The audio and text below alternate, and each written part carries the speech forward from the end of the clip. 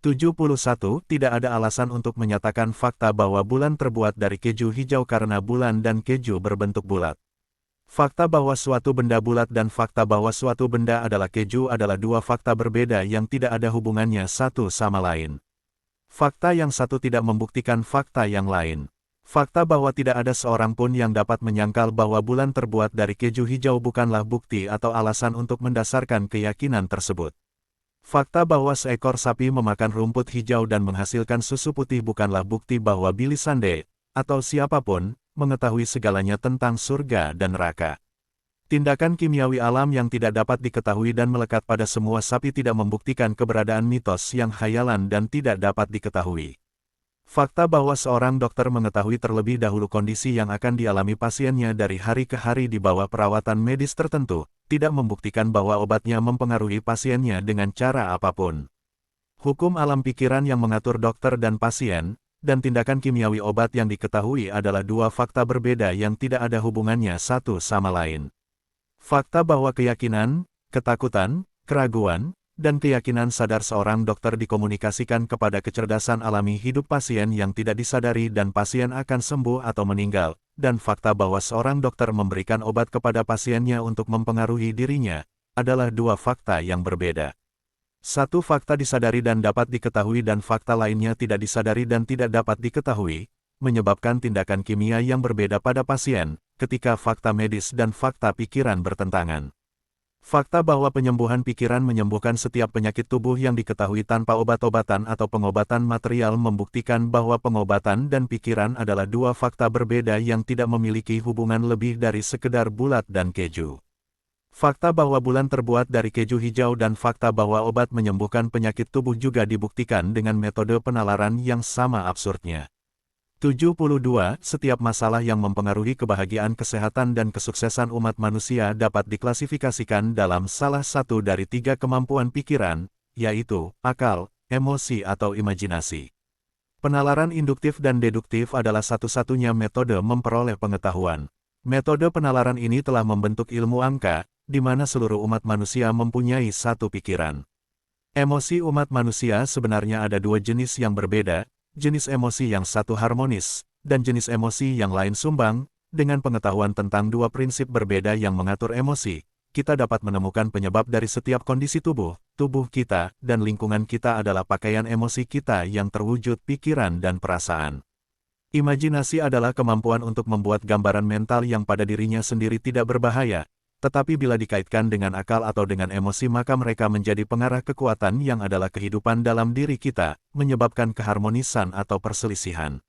Emosi adalah kekuatan buta tanpa alasan, emosi diatur sepenuhnya oleh prinsip emosi, apapun niat kita. Imajinasi yang diasosiasikan dengan keyakinan yang salah akan ketakutan, kekhawatiran, kemarahan dan kebencian akan menimbulkan penyakit, sedangkan imajinasi yang diasosiasikan dengan keyakinan yang salah akan keberadaan di masa depan akan menyebabkan kesengsaraan, kemiskinan dan kejahatan apapun niatnya. Semua keyakinan yang salah akan menimbulkan perselisihan dan semua keyakinan adalah keyakinan yang salah.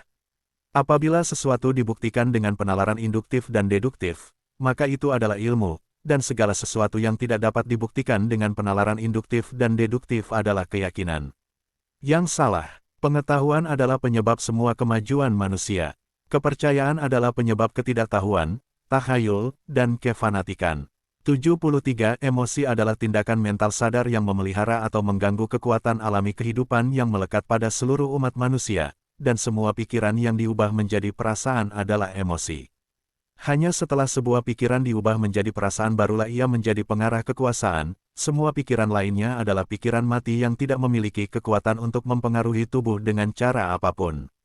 Ini penting untuk diketahui. Ketika kita menegaskan atau menyangkal, kita harus memikirkan dan merasakan setiap penegasan atau penolakan yang kita gunakan sebelum kita menerima manfaat apapun darinya. Ketika kita berbicara tentang penyakit tubuh apapun, kita mengarahkan kekuatan kehidupan di dalam diri kita untuk menciptakan penyakit tersebut. Kita harus menolak untuk menyadari penyakit tubuh kita dan tidak berusaha mengatasinya jika kita ingin menghilangkannya. Mari kita ambil contoh kasus tuberkulosis pada tahap apapun. Pertama-tama kita harus menolak untuk menyadari gejala apapun, yaitu berpikir dan merasakan bahwa semua gejala penyakit tidak wajar dan bukan bagian dari diri alami kita. Kita harus memperlakukan keadaan tidak wajar kita sebagai diri yang terpisah dari diri alami kita. Kita harus memisahkan dalam kesadaran kita diri kita yang tidak wajar dari diri alami kita sampai kita mempunyai gambaran mental tentang kedua diri kita, lalu menolak untuk sadar akan diri kita yang tidak wajar. Kita tidak dapat memusnahkan tuberkulosis selama kita mencoba menggunakan solusi material apapun untuk membantu alam memberikan dampaknya obat. Alam menyembuhkan segala penyakit tanpa disadari, oleh karena itu, kita tidak dapat mengetahui bantuan apa yang dibutuhkan alam.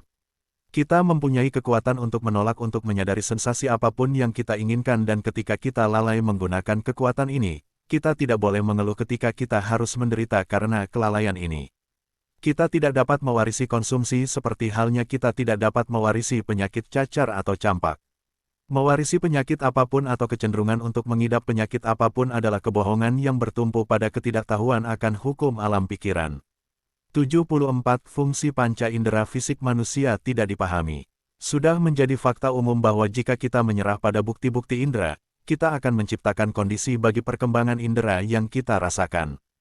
Ketika tubuh kita benar-benar normal, kita tidak sadar akan panca indera fisik apapun. Semua indera kita dimaksudkan untuk melindungi tubuh dari bahaya dan membantu kita dalam mempertahankan diri.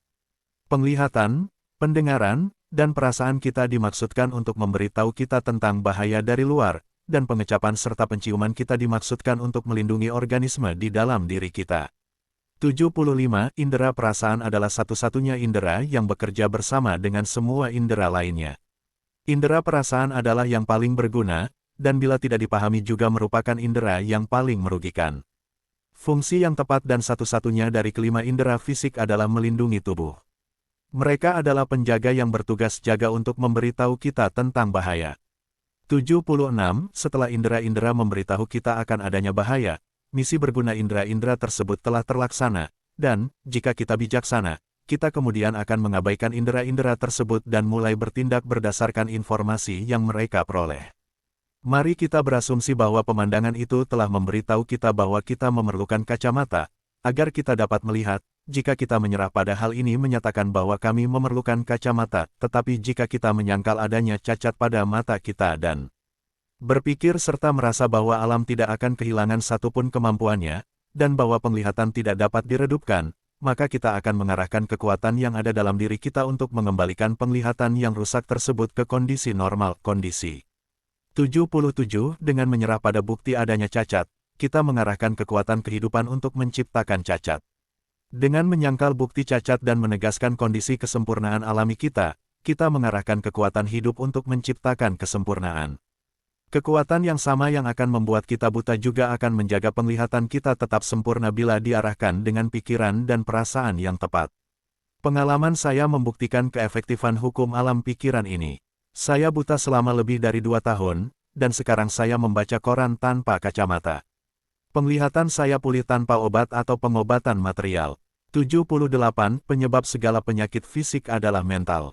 Keadaan kesadaran kitalah yang menentukan kondisi tubuh kita.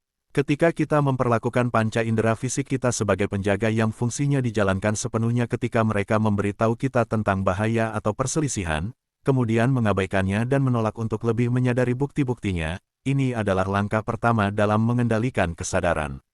Langkah selanjutnya dan terpenting adalah menyadari dan menyadari kondisi keharmonisan alamiah kita dan menolak kesadaran akan perselisihan. Ketika kita mengetahui bahwa penyakit tubuh hanya dapat terwujud karena kita menyadarinya, maka kita akan mengetahui manfaat dari mengendalikan kesadaran. 79.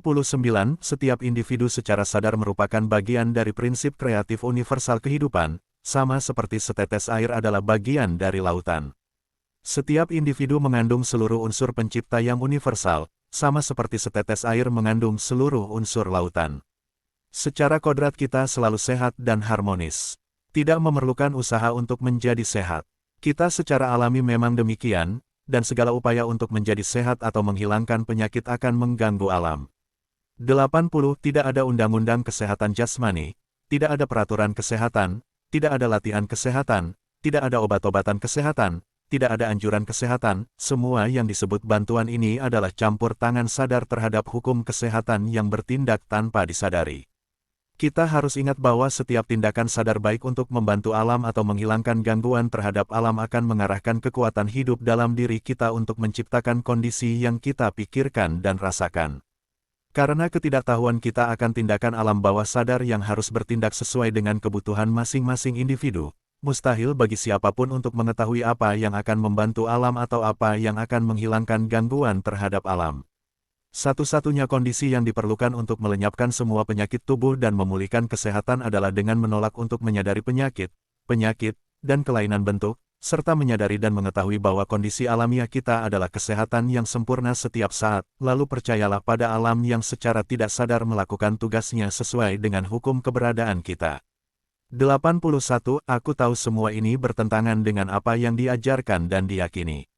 Saya juga tahu bahwa tidak ada satupun sistem material yang ada saat ini yang dapat atau akan meyakinkan siapapun bahwa dengan mengikuti sistem mereka secara ketat, mereka akan berada dalam kesehatan yang sempurna selama 1 jam, sementara terdapat banyak bukti bahwa siapapun dapat menjadi sehat sejak dari buayan hingga kuburan, di dekat kendali kesadaran. Setiap dan semua manfaat yang diperoleh dari obat-obatan atau bantuan materi lainnya adalah hasil dari perubahan kesadaran.